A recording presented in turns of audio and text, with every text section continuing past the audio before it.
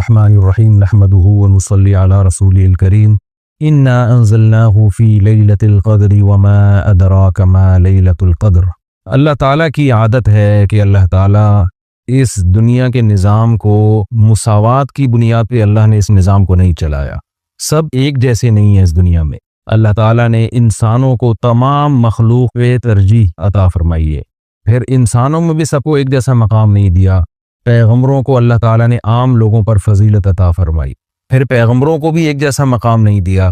اللہ تعالیٰ نے پیغمبروں میں حضرت ابراہیم علیہ السلام، موسیٰ علیہ السلام، عیسیٰ علیہ السلام اور سید الانبیاء محمد صلی اللہ علیہ وسلم کو باقی پیغمبروں پر فضیلت عطا فرمائی، اور پھر ان چاروں کو بھی ایک جیسا مقام اللہ نے نہیں دیا۔ ان میں سب سے افضل مقام اللہ نے اپنے حبیب محمد صلی اللہ علیہ وسلم کو عطا فرمایا۔ جیسے اللہ تعالیٰ کی عادت ہے کہ انسانوں میں اللہ نے فرق رکھا، مخلوق میں فرق رکھا، تو اللہ تعالیٰ نے اسی طرح اس زمین کے خطوں میں فرق رکھا ہے۔ اس زمین میں سارے خطے ایک جیسے نہیں ہیں۔ مسجد کو اللہ نے عام جگہوں پر فضیلت دی، پھر مسجدوں میں مسجد اقصیٰ، مسجد نبوی اور مسجد حرام کو اللہ نے باقی مسجدوں پر فضیلت دی، اور ان تین مسجدوں میں بھی اللہ نے سب سے زیادہ فضیلت مسجد حرام کو دی جہاں بیت اللہ ہے، اور اتنی بڑی فضیلت دی کہ مسجد حرام میں ایک نماز کا ثواب 1,00,000 نمازوں کے برابر قرار دیا گیا۔ اور علماء کہتے ہیں صرف نماز ہی نہیں ہے بلکہ ایک نیکی کا ثواب اللہ نے مسجد حرام میں 1,00,000 نیکیوں کے برابر رکھا ہے۔ تو اسی طرح اللہ تعالیٰ نے جو اوقات ہیں، وقت ہیں، ان کو بھی ایک جیسا نہیں رکھا۔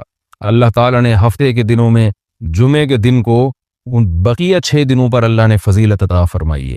پھر اللہ نے مہینوں میں تمام مہینوں پر رمضان المبارک کو فضیلت عطا فرمائی ہے۔ آپ رمضان میں جب کوئی نیکی کرتے ہیں تو پورے سال کی نیکی ایک طرف اور رمضان کی نیکی ایک طرف، کئی گنا اجر اس کا بڑھ جاتا ہے۔ اسی طرح سے اللہ رب العزت نے پورے رمضان کو بھی ایک جیسا نہیں رکھا، بلکہ اللہ نے رمضان کے آخری عشرے کو پچھلے 2 عشروں پہ اللہ نے فضیلت دی ہے کہ رمضان کے آخری عشرے میں عبادت کا ثواب بقیہ 2 عشروں سے زیادہ ہے۔ یہی وجہ ہے کہ آپ صلی اللہ علیہ وسلم رمضان کے آخری عشرے میں شد میزرہ، امی عائشہ رضی اللہ تعالیٰ عنہ فرماتی ہیں تہبند کس لیا کرتے تھے۔ یہ کنایہ ہے عبادت سے کہ بالکل پوری رات آپ صلی اللہ علیہ وسلم عبادت کیا کرتے تھے۔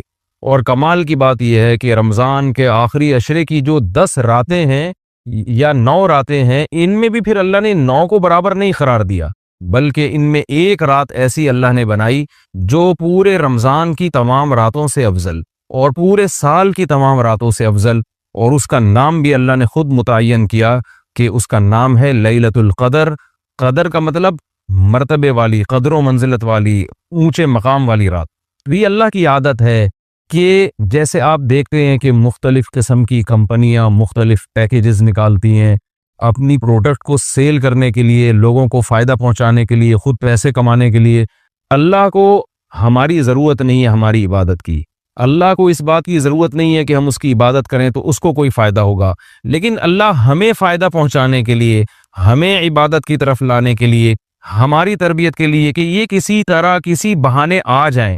جیسے دیکھیں مارکیٹوں میں سیل لگتی ہے نا، چیزیں سستی ہو جاتی ہیں، کمپنی کا تو اس میں اپنا مفاد ہوتا ہے، تو غریب سے غریب آدمی بھی اس سیل کی وجہ سے سستے میں وہ چیزیں خریدنا شروع کر دیتے ہیں۔ تو اللہ تعالیٰ کا تو کوئی مفاد نہیں ہے ہم سے، لیکن اللہ ہمیں فائدہ پہنچانے کے لیے مختلف قسم کے پیکیج دیتے ہیں کہ آؤ رمضان کا ایک پیکیج ہے جس میں گناہ گاروں کو توبہ کی توفیق ملتی ہے۔ پورے سال کچھ نہیں کیا تو کچھ رمضان میں کر لو، پورے سال مسجد میں عبادت کی توفیق نہیں ملی تو چلو عمرہ کی آج تمہیں توفیق ملی، مسجد حرام میں عبادت کر لو، یہاں تو میں 1 پر 1,00,000 تمہیں دوں گا۔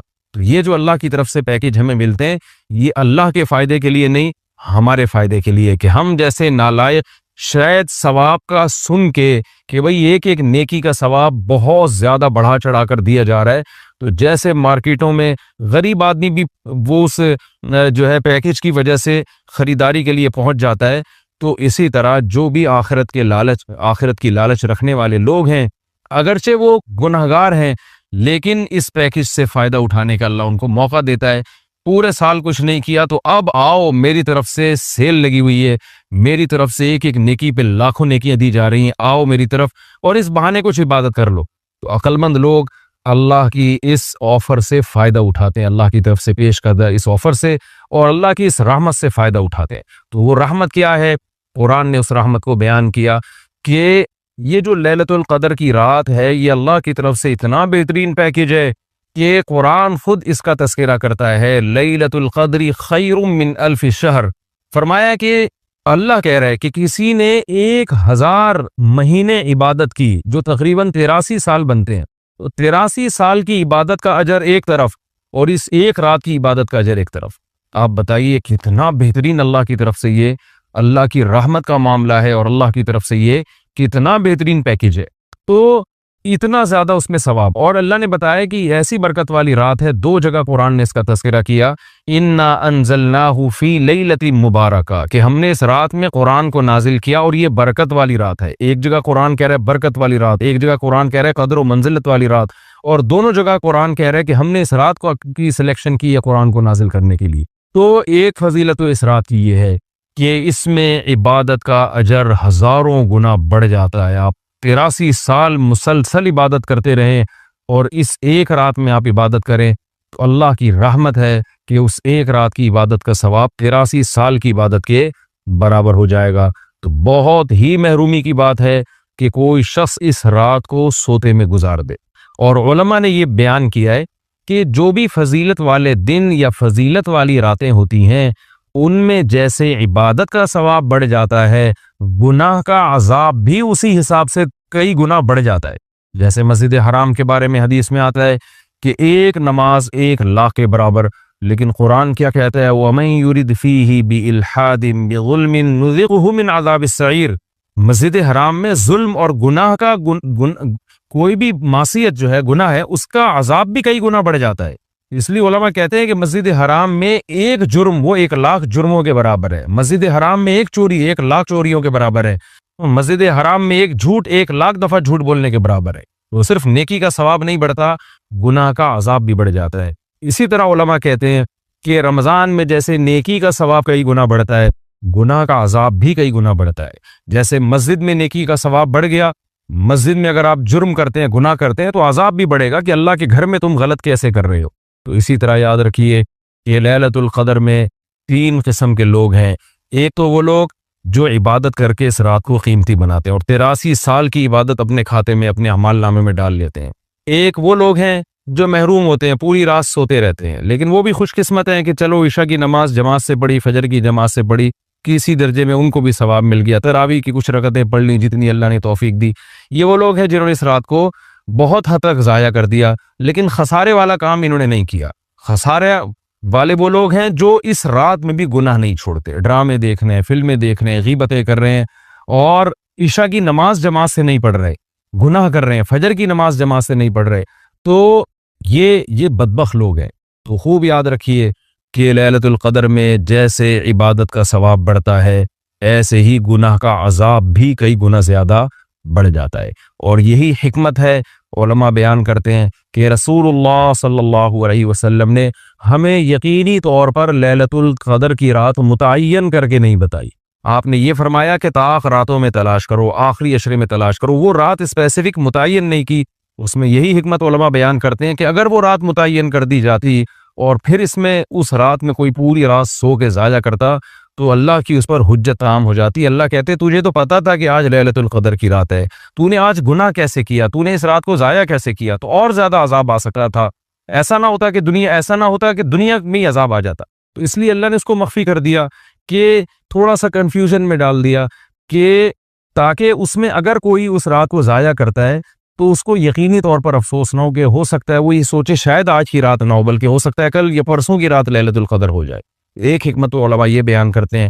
دوسری حکمت یہ بیان کرتے ہیں کہ اگر لیلۃ القدر کی رات متعین کر دی جاتی اور اس رات اتفاق سے کوئی سوتا رہ جاتا، بیماری کی وجہ سے عبادت نہ کر پاتا، تو پھر وہ بقیہ راتوں میں بالکل بھی عبادت نہ کرتا۔ وہ کہتا لیلۃ القدر تو گزر گئی، اب میں رات جا کے کیا کروں گا، اصل جو اللہ کی طرف سے رحمت والا معاملہ تھا وہ تو میں نے ضائع کر دیا۔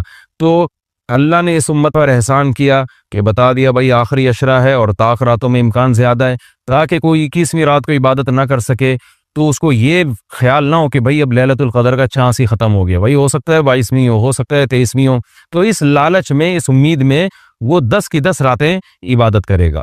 اور تیسری حکمت علماء نے یہ بیان کی ہے کہ لیلۃ القدر کی رات کو 100% متعین کر کے نہیں بتایا گیا، تاکہ لوگ اس بہانے زیادہ عبادت کریں اور جو طلبگار ہیں انہی کو ملے۔ اب جو آخری 10 عشرے میں یقینی طور پر پوری عبادت کرے گا اس کے لیے تو لیلۃ القدر یقینی ہے۔ جو آخری عشرے میں کچھ راتیں جاگے گا، کچھ راتیں نہیں جاگے گا، تو اس کے بارے میں امکان ہے کہ شاید لیلۃ القدر اس سے فوت ہو گئی ہو۔ ہاں، تاخراتوں میں جو عبادت کرے گا، تمام تاخراتوں میں 21ویں میں، 23 میں، 25 میں، 26ویں، 27ویں رات، 29ویں رات، تو اس کے بارے میں بھی امکان ہے کہ وہ لیلۃ القدر کو پا لے گا۔ تو اللہ تعالیٰ یہ چاہتے ہیں کہ جو پورے آخری عشرے میں تمام تاخراتوں میں خاص طور پر عبادت کریں ان کو لیلۃ القدر ملے۔ تو اگر اللہ رات متعین کر دیتے تو پھر تو ہر آدمی اس لیلۃ القدر میں جاگ لیتا، لیکن اللہ نے نظام ایسا بنایا کہ بھئی جو طلب کرے گا اور تمام راتیں جاگے گا اس کو تو یقینی طور پر لیلۃ القدر ملے گی، اور جو تمام راتوں میں عبادت کا اہتمام نہیں کرے گا تو اس کے لیے معاملہ مشکوک ہے، امکان ہے کہ مل جائے، امکان یہ بھی ہے کہ نہ ملے۔ تو اس لیے بھی علماء کہتے ہیں کہ لیلۃ القدر کی یقینی طور پر تعیین نہیں کی گئی۔ بہرحال بہت کثرت سے اس بارے میں روایات ہیں جن میں آتا ہے کہ رمضان کے آخری عشرے میں اور رمضان کی طاق راتوں میں خاص طور پر آپ صلی اللہ علیہ وسلم نے فرمایا کہ لیلۃ القدر کو تلاش کرو۔ تو ہمیں لیلۃ القدر میں کرنا کیا ہے؟ اس میں کچھ بدعتیں بھی پھیلی ہوئی ہیں، جتھے بنا کے مسجدوں میں جانا اور اجتماعی عبادتیں کرنا، یہ تمام چیزیں اسلاف سے ثابت نہیں ہیں، اور ان کو دین سمجھ کے کریں گے یہ بدعت ہو جائیں گی، سنت سے دور ہیں یہ سب چیزیں۔ انفرادی عبادت ہونی چاہیے، نماز کا کوئی الگ سے مخصوص طریقہ ثابت نہیں ہے لیلۃ القدر کی رات میں۔ جو طریقے سے عام آپ نمازیں پڑھ رہے ہیں وہی اسی طریقے سے، یہ نہیں کہ پہلی رکعت میں یہ صورت، دوسری میں یہ صورت، یہ تمام چیزیں لوگوں میں پھیلی ہوئی ہیں، یہ بدعت ہے، ان کا حقیقت سے سنت سے کوئی تعلق نہیں ہے۔ تلاوت کریں، دعائیں مانگیں اور تہجد کی نماز پڑھیں، جتنے نوافل اللہ آپ کو توفیق دیتا ہے، آپ جیسے عام معمول ہے نوافل پڑھنے کا اسی طرح پڑھیں، اور بہتر ہے گھر میں عبادت کریں۔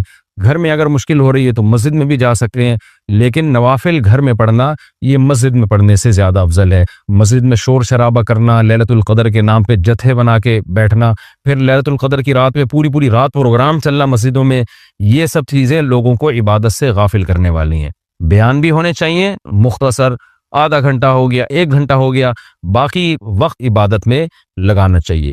دوسری بات یہ کہ اتنی کثرت سے عبادت کرنا کہ آپ کا دماغ ہی خراب ہونا شروع ہو جائے، نیند سے حالت خراب ہو جائے، تو یہ بھی ٹھیک نہیں ہے۔ کچھ دیر آرام بھی کرنا چاہیے تاکہ جتنی عبادت ہو وہ طبیعت میں نشاط کے ساتھ اور فریشنس کے ساتھ ہو، آپ اس میں ٹینشن میں نہ آ رہے ہوں۔ اور ایک اہم بات یہ بھی ہے کہ اصل عبادت گناہ چھوڑنا ہے۔ آپ صلی اللہ علیہ وسلم نے لیلۃ القدر میں ہمیں جو دعا سکھائی ہے اس دعا کا مفہوم بھی یہی ہے۔ صحیح حدیث میں دعا آتی ہے کہ لیلۃ القدر میں یہ دعا مانگو، اللہم انک عفو تحب العفو فاعف عنا، اے اللہ تو سراپا معافی ہے، معافی کو پسند کرتا ہے، ہمارے گناہوں کو معاف کر دے۔ اس سے پتہ چلتا ہے کہ لیلۃ القدر میں نبی ہمیں یہ سکھا رہے ہیں، یہ سمجھا رہے ہیں کہ گناہوں سے توبہ کرنی ہے، معافی مانگنی ہے۔ ظاہر ہے جس جرم سے معافی مانگی جاتی ہے تو اسی بیس پہ مانگی جاتی ہے نا کہ آئندہ آپ چھوڑنے کا عہد کر رہے ہو۔ آپ نے کسی کا دل دکھایا، کسی کو ٹینشن دی، اب آپ اس سے سوری کر رہے ہیں، وہ کہتا ہے ٹھیک ہے آئندہ ٹینشن نہیں دینا، آپ کہتے ہیں دوں گا تو میں آئندہ بھی تمہیں ٹینشن، تو وہ کہے گا پھر یہ تو معافی نہیں، یہ تو معافی کے نام پہ مذاق ہو گیا بھائی۔ تو نبی جو ہمیں دعا سکھا رہے ہیں اس میں اصل بتا رہے ہیں کہ لیلۃ القدر کی رات میں اللہ سے دعائیں مانگ کر توبہ کرنی ہے۔ تو اس رات میں آپ عبادت کریں، اللہ سے دعا مانگیں، اور دعا کیا مانگیں کہ اللہ جو گناہ ہماری زندگی میں ہیں ان سے ہم توبہ کرتے ہیں اور آئندہ ہمیں ان سے بچنے کی توفیق عطا فرما۔ گناہ کیا ہے؟ نمازوں کا قضا کرنا، داڑھی کاٹنا، خواتین کا بے پردگی کرنا، اور سود لینا، بہنوں کی وراثت نہ دینا، اور جاندار کی جو تصویریں آج کل لوگوں نے گھروں میں ڈیکوریشن کے طور پر تصویریں لگائی ہوئی ہوتی ہیں، یہ سب ناجائز ہیں۔ آپ صلی اللہ علیہ وسلم نے فرمایا ان من اشد الناس عذابا یوم القیامۃ المصورون، کہ سب سے سخت ترین عذاب قیامت کے دن تصویر بنانے والے کو ہوگا۔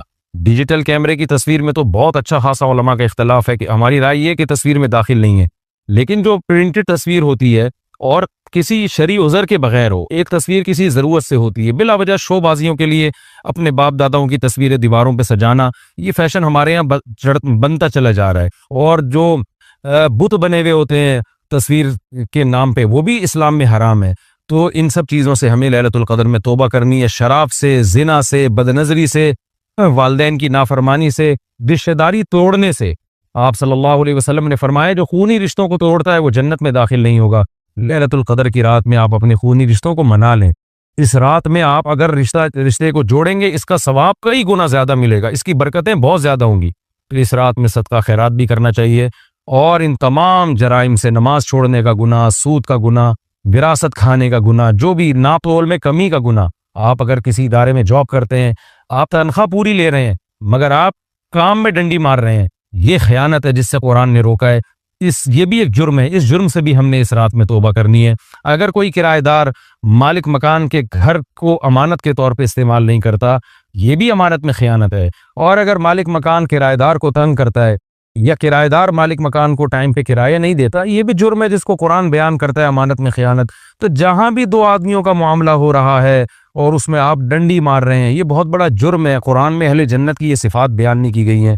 تو اخلاق کو اپنے درست کرنا، آپ صلی اللہ علیہ وسلم نے فرمایا منافق کی 3 نشانی ہے: بات کرتا ہے، جھوٹ بولتا ہے، امانت دی جائے تو خیانت کرتا ہے، اور جب کسی سے بحث مباحثہ کرتا ہے تو گالم گلوچ پہ آ جاتا ہے۔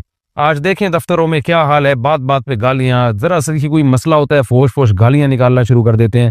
تو یہ تمام چیزیں ایسی ہیں جن سے ہمیں اس رات میں توبہ کرنی ہے۔ اللہ تعالیٰ سے دعا ہے کہ لیلۃ القدر کی رات اللہ ہم سب کے لیے خیر اور برکت والی بنائے، اور اس رات میں ہمیں عبادت کی توفیق عطا فرمائے، اور اس رات میں ہمیں گناہوں سے سچی توبہ کی توفیق عطا فرمائے۔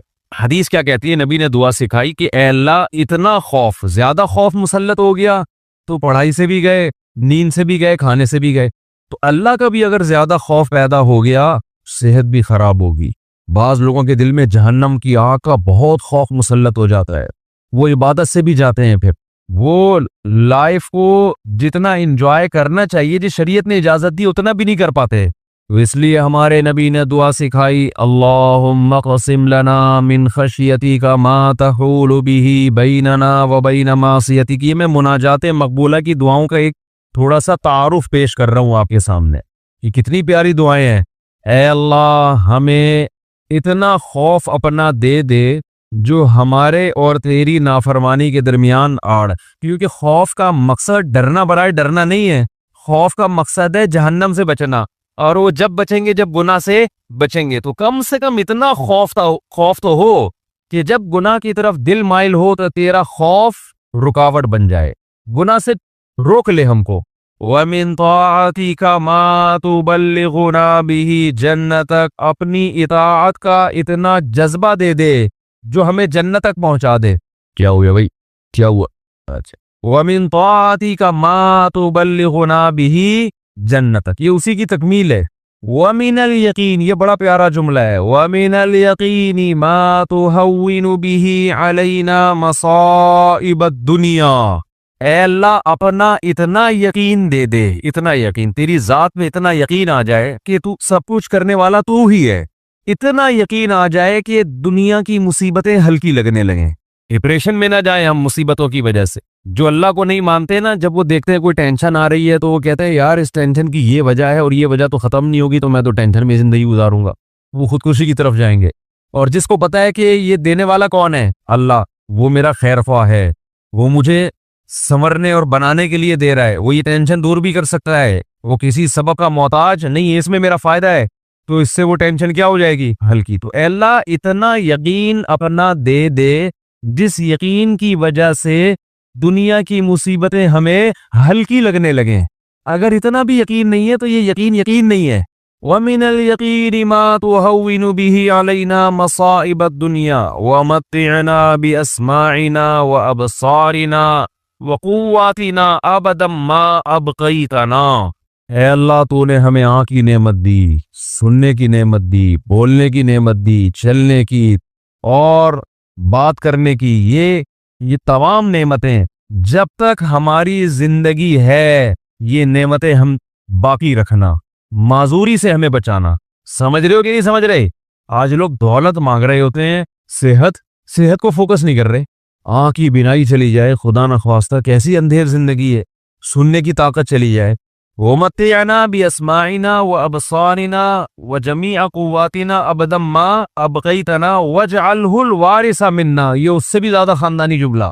کافر بھی چاہتا ہے کہ میری آنکھوں میں دیکھنے کی طاقت، کانوں میں سننے کی طاقت، زبان میں بولنے کی طاقت، میری تمام جو جسم کے پارٹس ہیں وہ صحیح رہیں، تاکہ میں دنیا کی نعمتوں سے مزے اڑاؤں۔ تو اے اللہ ہم صرف اس لیے نہیں کہہ رہے کہ یہ تمام چیزیں باقی رکھ کہ ہم دنیا میں مزے اڑائیں، دنیا میں بھی لذت، اور یہ جو تو نے ہمیں طاقتیں دی ہیں یہ آخرت میں بھی ترقی کا ذریعہ بن جائیں، تو ڈبل مزے ہو گئے کہ نہیں ہو گئے ہیں بھائی؟ کیونکہ جس آدمی میں قوت اور طاقت نہیں ہوتی مختلف چیزوں کی، وہ آخرت کے کام بھی زیادہ نہیں کر سکتا۔ تو وَاجْعَلْهُ الْوَارِثَ مِنَّا، ان کے اثرات باقی رہے، قیامت کے دن فائدہ ہو۔ ان آنکھوں سے ہمیں ان کان سے اچھی بات سنی تھی اور ہدایت مل گئی، تو یہ فائدہ ہو گیا نا اس کان کا آخرت میں، آنکھوں سے اچھی چیز دیکھی اور ہدایت مل گئی، اللہ کی نشانیاں دیکھی اور عبرت حاصل ہوئی ان آنکھوں سے، ماں باپ کی زیارت کی، بیت اللہ حج کی، اللہ کے گھر کی زیارت کی، تو یہ آنکھوں کی لذت بھی ہے، اور اس لذت سے دنیا کا فائدہ بھی اور آخرت کا فائدہ بھی۔ وَاجْعَلْهُ الْوَارِثَ مِنَّا وَاجْعَلْ ثَأْرَنَا عَلَى مَنْ ظَلَمَنَا وَانصُرْنَا عَلَى مَنْ وَانصُرْنَا عَلَى مَنْ وَاجْعَلْ ثَأْرَنَا عَلَى مَنْ ظَلَمَنَا وَانصُرْنَا عَلَى مَنْ عَادَانَا، جو ہم سے دشمنی کرے اے اللہ تو اس کے خلاف ہماری مدد کر۔ دنیا میں بہت سارے دشمن ہیں، کچھ کو آپ جانتے ہیں، بہت سو کو نہیں جانتے۔ وَلَا تَجْعَلْ مُصِيبَتَنَا فِي دِينِنَا، اے اللہ اگر کوئی مصیبت مقدر میں ہے ہی تو وہ دنیا کی طرف پھیر دینا، دین ہمارا اس سے محفوظ رکھنا۔ دنیا کی مصیبت ختم ہو جاتی ہے، دین پہ کو نقصان اگر ہو گیا اس کے اثرات ہمیشہ ہمیشہ رہیں گے۔ وَلَا تَجْعَلْ مُصِيبَتَنَا فِي دِينِنَا وَلَا تَجْعَلِ الدُّنْيَا أَكْبَرَ هَمِّنَا، یہ جب مانگا کرے نا خوب شوق سے، اس کا مفہوم سوچ سوچ کے، اے اللہ دنیا ہمارا بڑا غم نہ بنا دینا، کہ ہماری بڑی چاہت ہی کیا ہو۔ آج آپ دیکھیں، آپ کسی پوچھیں تجھے دنیا میں سب سے بڑی ٹینشن کیا ہو گیا؟ بزنس۔ تیرا سب سے بڑا مسئلہ کیا ہے؟ صحت۔ تیرا سب سے بڑا مسئلہ کیا ہے؟ بیوی ٹھیک ہو جائے۔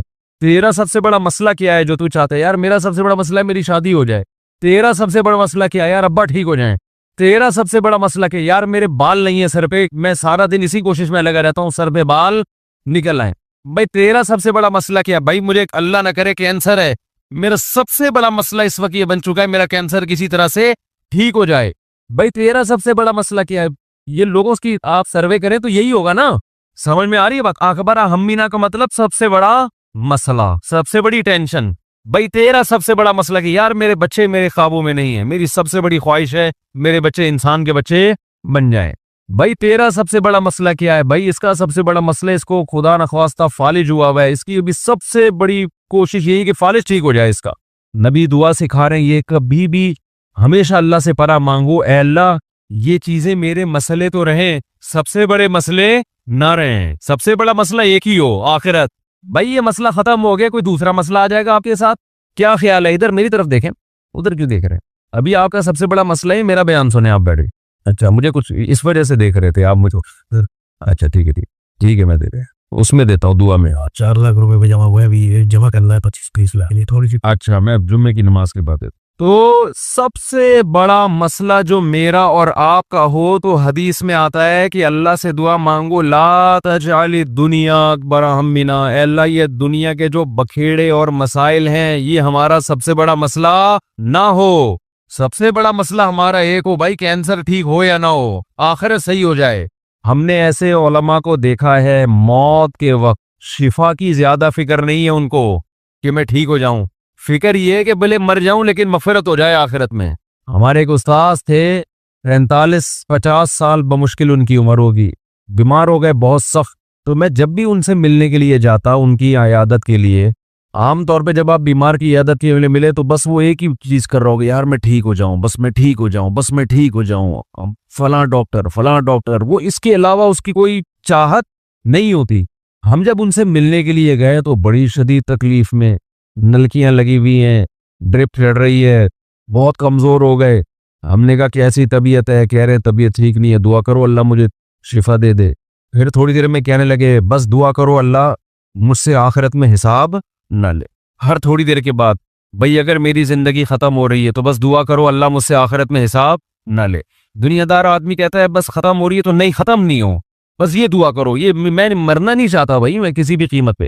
وہ اللہ سے مانگ بھی رہے کہ شفا، ہم اللہ کے بندے ہیں، ہم نے اللہ کے سامنے یہ تھوڑی کہنا ہے کہ اللہ تیری مرضی ٹھیک کرتا ہے تو کر دے، نہیں تو نہیں، یہ نہیں، ہم نے تو دعا تو یہ مانگنی ہے اللہ ہم کمزور ہے ٹھیک کر دے۔ बड़ा मसला इससे भी बड़ा है, वो क्या है?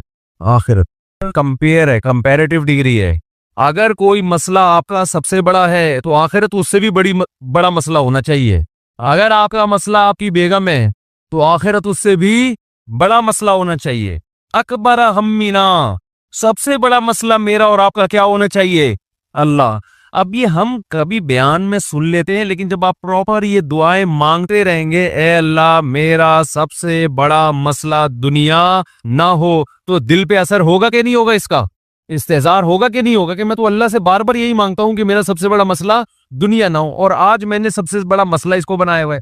वला तजअल दुनिया अकबर हम्मिना वला मबलग इल्मिना, मेरी नॉलेज की इंतहा भी दुनिया ना हो। आपकी नॉलेज घूम फिर के किसकी तरफ आती है? दुनिया की तरफ। तो इसका भी वही मफहूम है जो पहले वाले जुमले का मफहूम है। वला मबलग इल्मिना वला गायत रग़बतिना वला तुसल्लित अलैना मन ला यरहमुना, ए अल्लाह कोई ऐसा शख्स हम पे मुसल्लत ना कर जो हम पे रहम ना करे। हर आदमी के ऊपर कोई ना कोई होता है। आप घर के सरबराह है तो औरत के ऊपर आप मुसल्लत हैं, वो ये दुआ मांग सकती है। आप दफ्तर में जाते हैं तो आपका बॉस आप पे मुसल्लत, इलाके का नाजिम आप पे मुसल्लत, सदर वजीर आजम आप पे मुसल्लत। तो अल्लाह जो भी हमारे बड़े हैं उनकी तबीयत में रहम का जज्बा रख। वला तुसल्लित अलैना मन ला यरहमुना वला ला तजअल दुनिया अकबर हम्मिना वला मबलग इल्मिना वला गायत रग़बतिना वला तुसल्लित अलैना मन ला यरहमुना। यहाँ तक दुआ है ये, और बहुत सारी दुआएं। अल्लाहुम्मा जअल हुब्बक अहब्बल अशियाई इलैया, ऐ अल्लाह मैं दुनिया में जितनी चीज़ों से मोहब्बत करता हूँ, मैं नहीं कह रहा कि वो मोहब्बत ख़त्म कर दे, अपनी मोहब्बत उन तमाम चीज़ों पे गालिब कर दे। सबसे मोहब्बत हो, लेकिन जहाँ तेरी मोहब्बत और मखलूक की मोहब्बत में टकराव हो वहाँ गालिब कौन हो? तेरी मोहब्बत। क्या मतलब? कभी किसी को खुश करने के लिए तुझे नाराज करना पड़े तो उसको नाराज कर दूं, तुझे नाराज ना करूं। जिससे ज्यादा मोहब्बत होती है उसके लिए छोटे महबूब को इंसान नाराज कर देता है, छोटे के लिए बड़े महबूब को इंसान नाराज नहीं करता। ये नहीं होता। वजअल खौफका अख्वफल अशियाई इलैया, ऐ अल्लाह दुनिया में बहुत सारी चीजें ऐसी जिनसे इंसान खौफजदा होता है और होना चाहिए। तो मैं ये नहीं कहता चीजों का खौफ ही खत्म कर दे, लेकिन अपने खौफ को इन तमाम खौफों पे गालिब कर दे। अपने खौफ को इन तमाम खौफों पे, जहां तेरी नाफरमानी हो वहां किसी से ना डरूं मैं। जो उखाड़ना है उखाड़ लो भाई, नमाज नहीं छोड़ सकता मैं। होता है ना, बॉस कह रहा होता है आपको इजाजत नहीं है नमाज पढ़ने की, भाई आपने जो उखाड़ना है उखाड़ लो। हमारे एक रिश्तेदार थे क्या हैं, अल्लाह उनकी उम्र में बरकत दे, शिपे थे कैप्टन।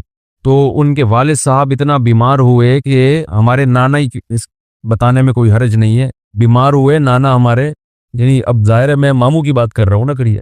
तो बीमार हो गए वो, उनको इत्तला दी गई शिपे कि आपके वालिद साहब बिस्तरे मर पर हैं, बस अब दुनिया से जाने वाले हैं।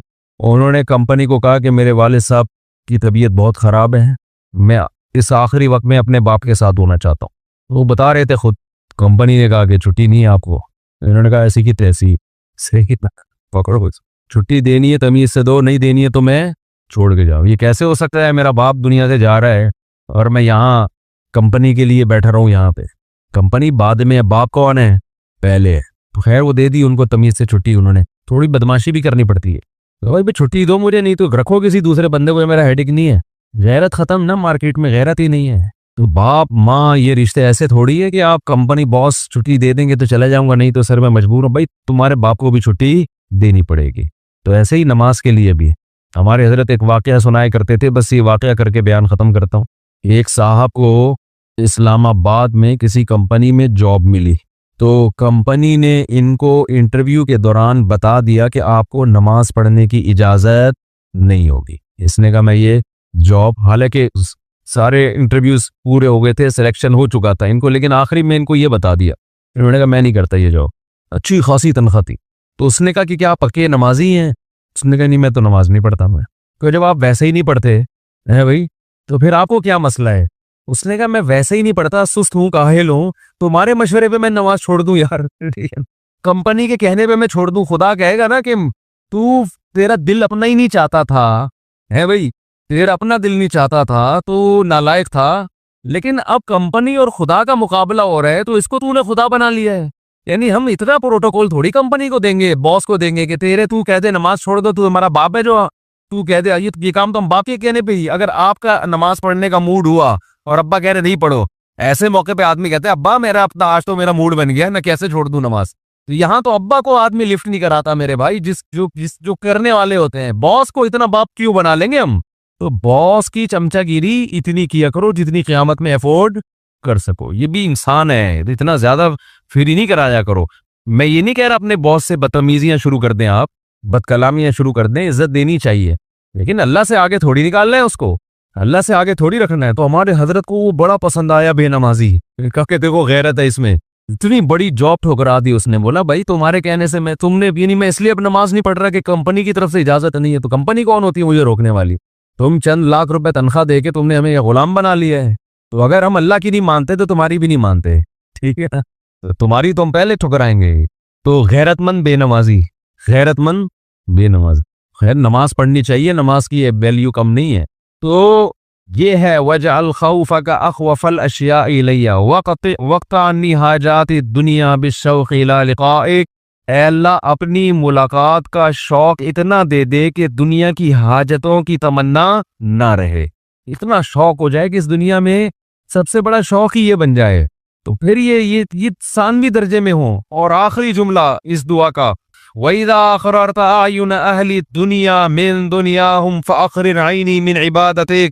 اے اللہ جب لوگوں کی آنکھیں اس دنیا سے ٹھنڈی ہوں، کسی کا کو پتا چلا کہ بحریہ ٹاؤن میں 3 پلاٹ اس کے نام نکل رہا ہے، آنکھیں ٹھنڈی ہو گئی، بتاتا پھر رہے ہو بھائی ماشاءاللہ ادھر رشتہ ہو گیا، ہاں بھائی مفتی صاحب کا بیان اثر کر گیا ہے، آنکھیں ٹھنڈی ہوتی ہے نا، گاڑی آ گئی، پیسہ آ گیا، تو اے اللہ اس وقت میری آنکھیں اپنی عبادت میں ٹھنڈی کرنا، مجھے عبادت کی ایسی لذت دے دے، اپنے سامنے راز و نیاز اور مناجات کی، اور اپنے سامنے دعا مانگنا اور نماز پڑھنا اور تیری تلاوت کرنا اور تیری عبادت کرنا، تیرے سے تعلق ایسا ہو جائے کہ میری آنکھیں دنیا سے ٹھنڈی نہ ہو، مجھے مزہ کس میں آئے؟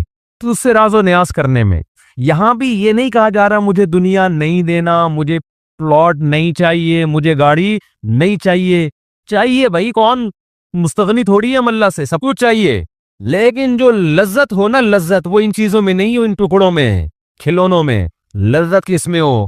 آخرت میں، تو اس سے تعلق میں، تو وہ خرید لیں مناجات مقبولہ، کیونکہ دعائیں تو بہت ہیں نا، ہم کن دعاؤں پہ بیان کرتے ہیں، تو ایک دن ہفتے کو آپ نے جو اس میں لکھا ہوا ہے ہفتے کو یہ پڑھے اتوار کو، آسانی کے لیے، ترتیب کے لیے، تو اس سے پورا ہفتہ 1 دن 2 دن 3 دن 4 دن پھر پڑھتے رہیں گے تو وہ دعائیں آہستہ آہستہ آپ کو یاد ہونا شروع ہو جائے گی، پھر ایک دن آپ آٹو پہ ہو جائیں گے، ٹھیک ہے نا؟ جیسے میں بعض چیزوں پہ آٹو پہ ہو گیا ہوں، میں خود بخود منہ سے نکلنا شروع ہو جاتی ہیں، خود بخود کچھ چیزیں ہیں وہ پھر کبھی بیان میں بتاؤں گا انشاءاللہ، تو وہ آٹو پہ آ گیا ہوں میں، تو وہ خود بخود ہونا شروع، تو آپ کو دعائیں آہستہ آہستہ خود بخود یاد، اور آپ کو محسوس ہوگا آپ کے دل کی کیفیت آہستہ آہستہ چینج ہو رہی ہے۔ اللہ تعالیٰ سمجھنے کی عمل کی توفیق عطا